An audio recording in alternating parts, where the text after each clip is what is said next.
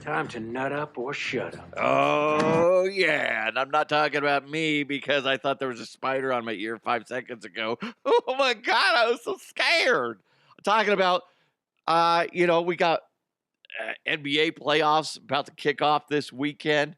You got NHL playoffs. Regular season's about to wrap up this week. And then, boom, they're going to be rolling in the playoffs. Okay? I'm not talking about Little League baseball. God, it's time to nut up or shut up, okay? Why is everybody crying? No. It's a great time in professional sports. Rockies, well, they're sinking, but they got some hope on the horizon because coming up in today's show, in today's sports section, we got a lot to get to. First of all, Jared Bednar, Avalanche head coach, takes a puck to the face. We're going to get a status update on him and the severity of his injuries. It was just a wild play. I'm surprised it doesn't happen more often. We're going to talk about that.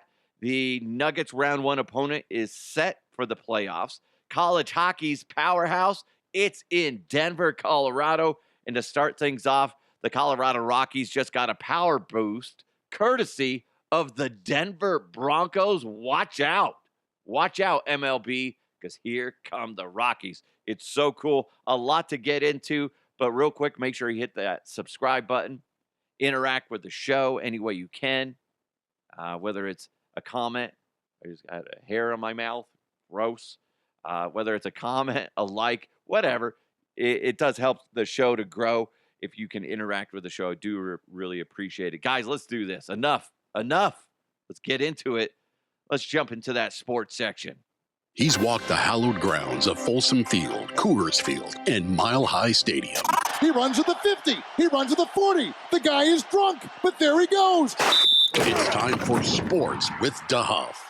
Today's sports section is presented to you by Roof Goat USA. Check them out at roofgoatusa.com. Like I was saying, the Denver Broncos stepped in and helped out their in-state, sports team affiliate. I don't know what the fuck I'm saying right now, but they're helping out the Colorado Rockies, courtesy of Greg and Carrie Penner. They're now Colorado Rockies' largest minority owners. Dick, Charlie, and Walker Monfort still have control over the Colorado Rockies for now. For now, that's what we're all saying. The Penners, they're still all in on the Denver Broncos, obviously. But now they have right around 40% of the Colorado Rockies. This is fantastic news, especially when you think about how baseball works. They don't have a salary cap. You have a bigger pocketbooks now. Here's what's wild. The Monforts have deep pockets. They just don't like to spend money. Now you got the Penners in there.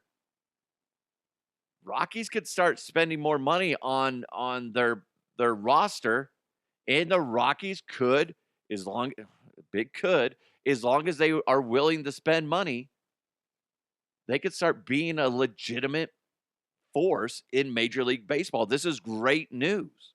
Great fucking news. But it all depends on, okay, are the Monforts obviously still have control? If they're willing to dip into the pockets, dip into the funds. Scotty, you almost said dick into the funds. That's disgusting. That's not how you run a franchise, Scotty. Connery? I misspoke. I was looking at dick on my screen. You have a dick on your screen? You pervert. How about doing the show? Focus on that. Dick and Charlie. God. Anyway. I don't even know where I was. But the thing is, as long as they're willing to spend money and spend more money on their on their roster, this is great fucking news. Great news.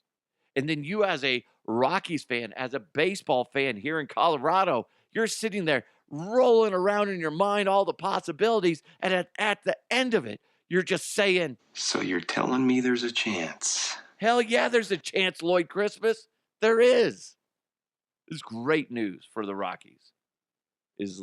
And I can't imagine the Penners are going to be involved in something that's not going to be pushing forward towards the goal of success. Whereas before, well, I guess it would be their definition of success is seemingly different than what the Monforts were. So as long as they're headed towards that same success goal that is the Denver Broncos, as in winning games and fighting for a championship, if they can change the Monfort mindset to that instead of financial success and going, how many hot dogs can we sell? What about beer? We got a party deck. It's not just about the experience. It's about having a good time at the ballpark, of course, but people are going to want to go see a good product.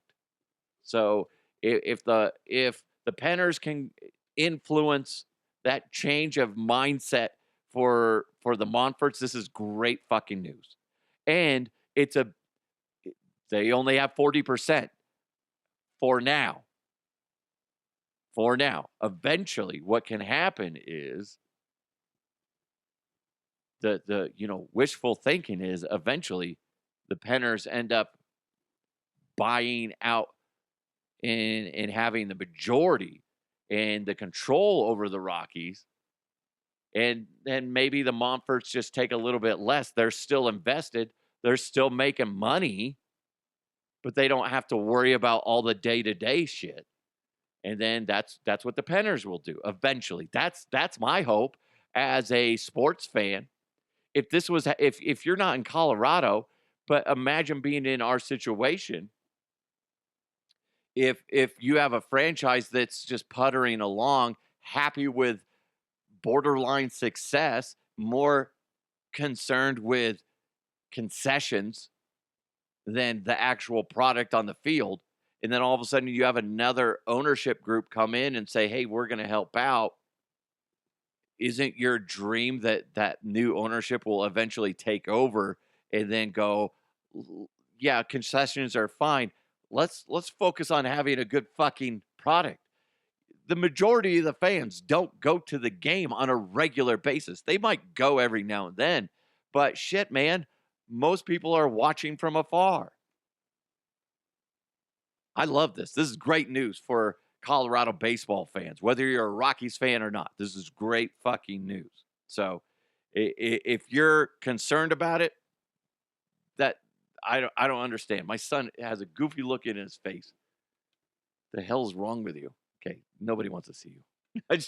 I'm kidding. Get out of here, you little shit. He didn't hear that, thank God. Nathan McKinnon has more three-point games. As I write this, it's 20. They still have, as I'm doing this, I think they have like 3 games left. And he has more three-point games, 20, than games with 0 points, which is 17 this season. God, he's a special player. So 20 games with 3 points leads the NHL this season and is the most in a season in Colorado Avalanche history. Still a few games left in the regular season. That's fantastic. Here's the thing, though. The Avalanche won the President's Trophy. If you didn't know, the President's Trophy, not everybody pays attention to hockey. I don't know all the ins and outs when it comes to hockey. That's presented to the team that finishes the regular season with the best overall record. Basically, the highest points total in the league. Warning. Oh, no. Negative Nancy alert. Oh, no. Warning. Negative Nancy alert. Everybody to your stations. Oh, shit. Okay, sorry. Got to be negative Nancy, guys, when it comes to the President Cup winners since 2013-2014 season. Ooh, I'm just going to rifle through this. Doesn't matter what the team is, although the Avalanche were in 2021.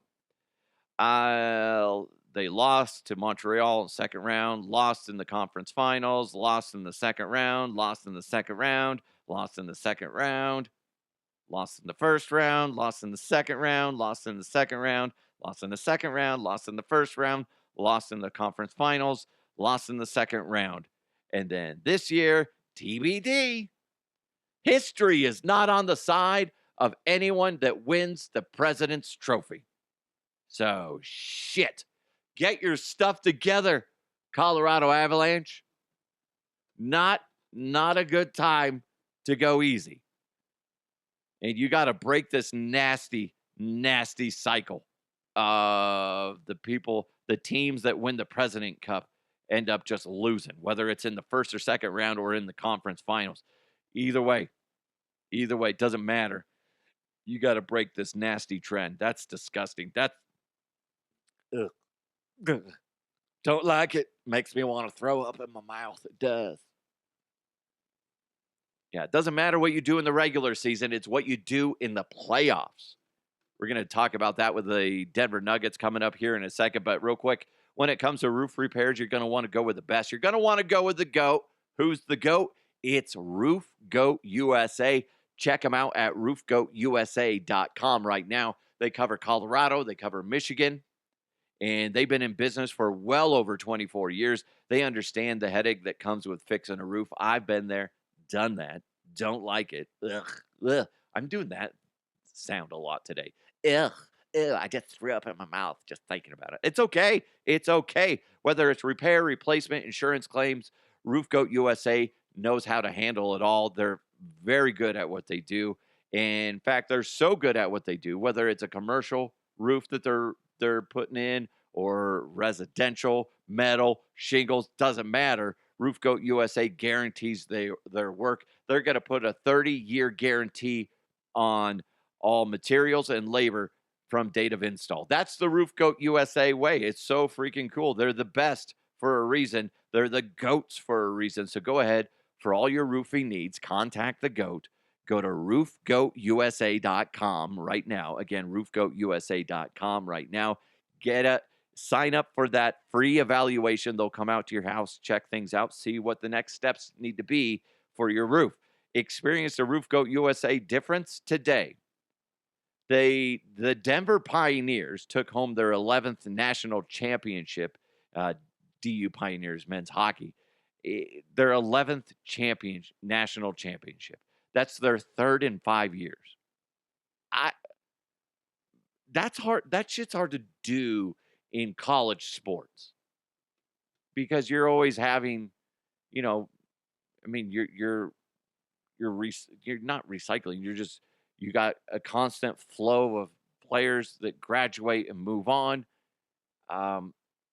Even if you really like a guy, you can't hold on to him forever. You can't. So the fact that they're able to do this yes, it's great. They're 11th in history, essentially, but third in 5 years, that's pretty cool. That's really cool. I think that's something that, we need to support the college.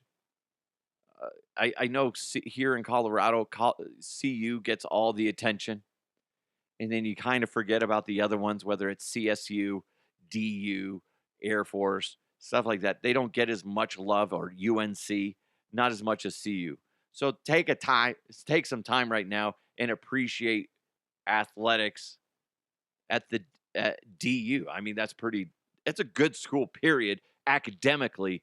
And then for them to have smart people playing hockey and they're doing well, that's an extra bonus.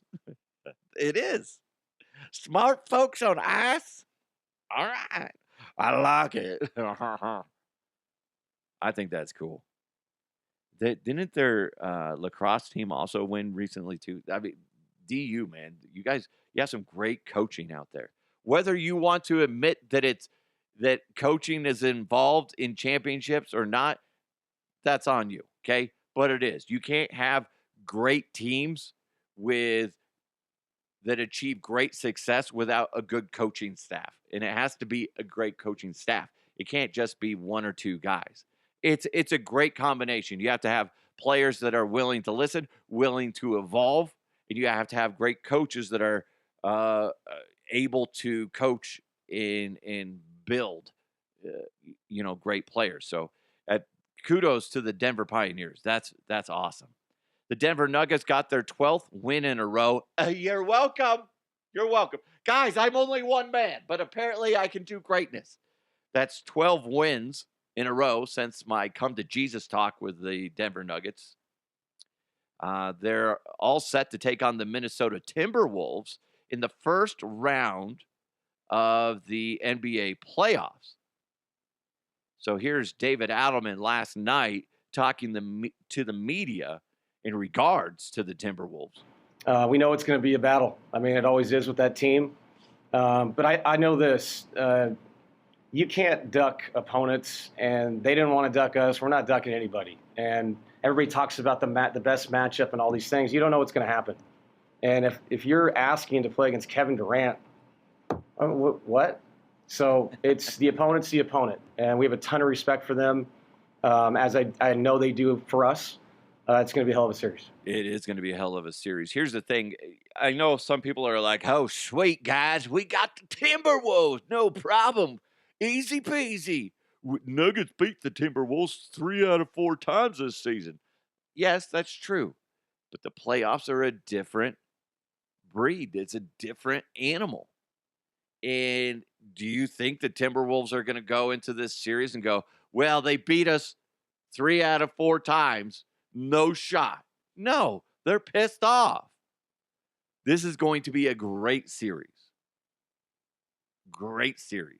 The good thing is the Nuggets are healthier than they've been most of the season, it seems like. And last night in the game, you had a lot of their bench playing. I think Jokic was the only starter to play, and they beat the Spurs.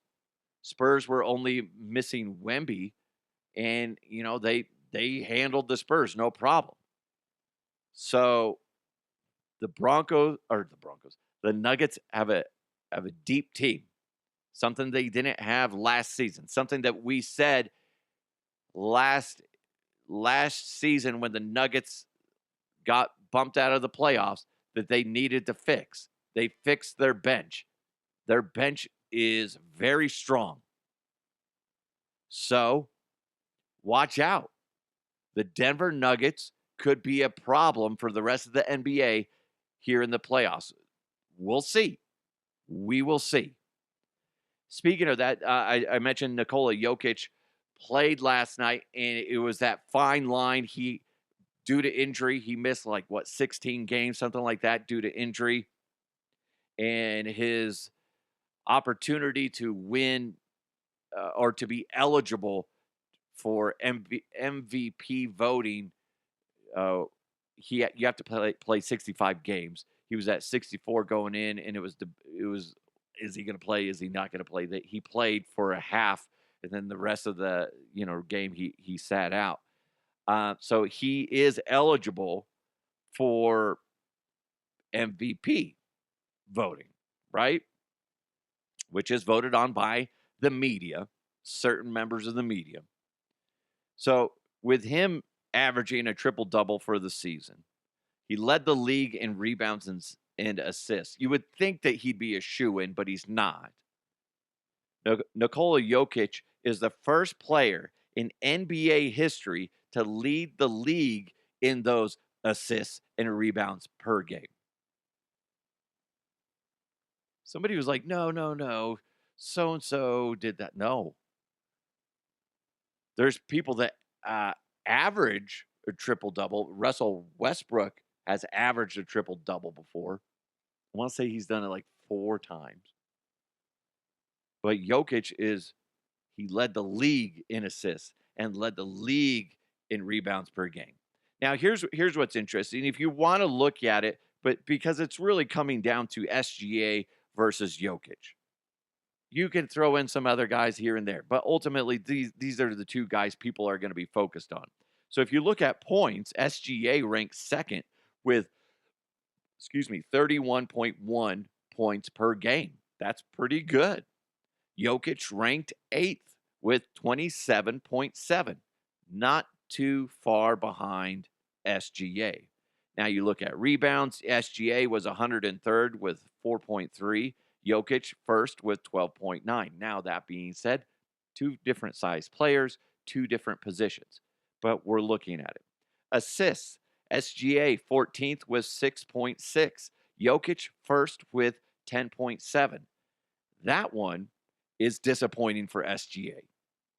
Rebounds, I can honestly say, you know what? That's just not where he's at on the court. He shouldn't have to, a guy that size doesn't have to worry about rebounds as much. Assists, that's kind of a disappointing stat. Field goal percentage, SGA 55.3%, Jokic 56.9%. Now, okay, it's going to go down to a lot of factors. When you really look at what media members are looking at, yeah, I can give you stats. I can do that, but it doesn't really matter.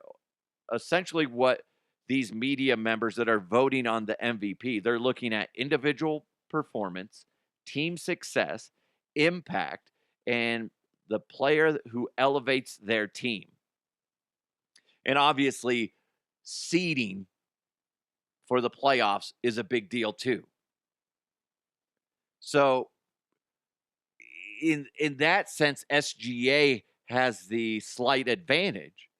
But then you go, well, individual performance and impact, player who elevates their team. I mean, the stats, if you look at the stats tell you that's Jokic. Here's the thing. I don't think Jokic wins it. I think he should win it, but he's not going to win it.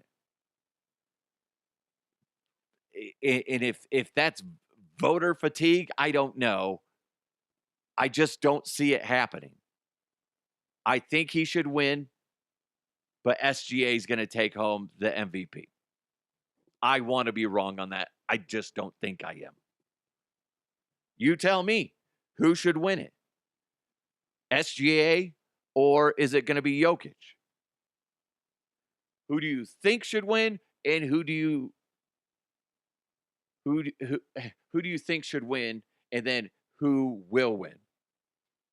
You let me know. DeHuffPodcast@gmail.com or comment wherever you're consuming this.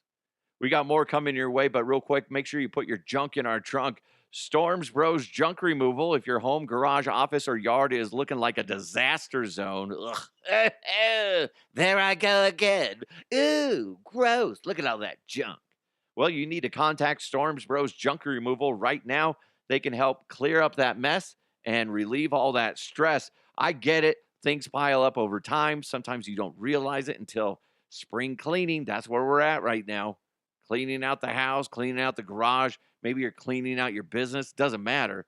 You got a bunch of junk that you're just sitting there going, what the heck do I do with it? Well, what you need to do with it is call Storms Bros Junk Removal. They can get rid of all kinds of things. Go to stormsbrothersjunk.com right now. Again, stormsbrothersjunk.com right now. Whether it's couches, sofas, futons, mattresses, box springs, appliances, electronics, maybe you got a big pile of wood, drywall, construction materials, yard waste, or even warehouse clearing out, they can handle it all. So again, go to stormsbrothersjunk.com right now. Get a free quote. That's stormsbrothersjunk.com. Or you can give them a call, 303-736-9404, 303-736-9404. That's Storms Bros Junk Removal. Put your junk in our trunk. And what we should do now is jump into the mailbag. Mailbag. You've got mail. This comes in from J.R. Slick. He said, Jared Bednar has good wood in goal. Which one should he whip out in the playoffs? Oh, Scotty, yes. That's right up my alley. Which wood would you prefer? Would you prefer blackwood, Connery, or wedgewood? I know those are both good woods. Both good woods. You know what? I don't know. I don't know. I'm excited to watch some hockey, but who knows? It is funny, though, because I never put that together till JR was like, which wood? I'm like, oh, my God. How did I miss that? I'm an idiot. That's how. Speaking of Jared Bednar took a puck to the face the other day. And he will not be going with the team on their upcoming 2-game road trip due to facial fractures and a corneal abrasion, which I guess is terribly painful. That's like a scratch on your eye, and it'll eventually heal, but I guess it's extremely, extremely painful. And obviously, like I said, he has facial fractures from that puck hitting him in his face. Here's what was pissing me off. It happened, and they're showing the replay of it hitting him in his face, and Bednar's hands are in his jacket pocket. And some dickhead on social media, there's just a couple people, baby, don't put your hands in your pocket and you be ready. Are you fucking kidding me? My God, can somebody hit that guy? Hit that guy. Put a puck in that guy's face. Fucking moron. What is he supposed to always be ready? He's a coach. Is he going to be like that paranoid coach on the bench? No. You fucking idiot. Can't be like that. If somebody sees that guy, I'm just saying, you could shout out, grab his dick and twist it. I'm just saying. I'm not saying do the act. I'm just saying it'd be kind of funny. That's terrible. He's not requiring surgery, by the way, at this time, and is expected to make a full recovery. That is according to the Colorado Avalanche. It's just scary stuff. Tells you just the craziness that is hockey. Those pucks. If you've ever held a hockey puck when it's at room temperature, it's already hard. You get that thing frozen. Oh my God. Imagine that going at your face. Even though that wasn't like a slap shot, it basically looked like it just popped up there and hit him in the face. That still is extremely painful and extremely powerful. The fact that it fractured bones in his face and scratched up his eye. Oh, God. Bednar, you get better, okay? I don't know what voice this is or accent. Nobody touches Bednar. Bednar, you better be back, okay? You better be ready for the playoffs. We need our Bednar. That's crazy. That was scary shit. Again, another reason. One, I can't skate, and two, man, you gotta be so fucking tough to play hockey. I mean, it's just getting a puck to the face. Scotty, I've fucked in the face before. It's not that bad. Connery, I said a puck to the face. What did I say? Not that. Not that. Fuck. What is up with you guys not listening? I don't like it. Yeah, that stuff's crazy. Like football, I get, every now and then somebody's gonna get lit up pretty nasty. But ultimately, I can handle football. Baseball, yes, obviously not bad. Basketball, sure, anybody can play basketball. It's the most pussified game it is. It's that and golf. But hockey and lacrosse and rugby are just beyond me. I can't do those. Those are crazy. Real quick, talking about baseball. My daughter had her first game ever this weekend, and she did well. The whole team did well, actually. We ended up losing, but it was one of those things where they fought to the end, and I was very proud of that. And they did everything right. It was really cool. Really cool. It just didn't go. They had a hard first inning. And you hate to say this, but you subtract that, they would have won. But they fought, and it was really cool. It was really neat. She scored the first run for their team of the season, which was neat.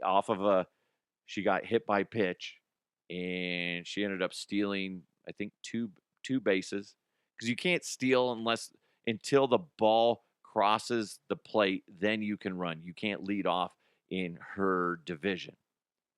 So I said, as soon as that ball crosses, I want you to run no matter what. Even if the catcher doesn't drop it. Trust me. And she goes, books it. She ran her heart out, got in there, and then she ended up stealing third the next pitch or something like that. It was really cool. And then she scored. It was fun. It was a lot of fun. My son's team, they struggled. They did, and it's one of those moments where you got to remember it's not an individual sport. It is everybody has to fight, not just for yourself on every play, but you're fighting for your entire team when you're on a team playing a team sport. So it was a learning experience for them. I'm not going to go into details on their game, but it was one of those things where they can do better. They can. We'll see how they bounce back. Like I've said, and you've said it too, we should make T-shirts. We should print them out. We should print out posters and whatever, kind of like they hang in there, and it's like a cat hanging on something. It's the same thing. Success is built on failure. Ultimately, it's how you deal with failure if you want to achieve success. If you can learn from your failure, that's great. If you just sit there and stew in your failure, you're not going to amount to shit in anything you do. So learn from it. Every athlete will tell you, especially the ones that end up on the big stage, whatever athletic department they're in, they've learned more from failure than they have from success. So that's up to you if you want to be willing to learn from it, or if you're just going to go, well, I lost.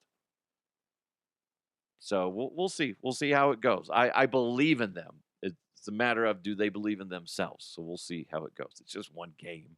Just one game. Got another game tonight. Then I got a game tomorrow night. And then a game Thursday. And then I think Saturday. It's busy.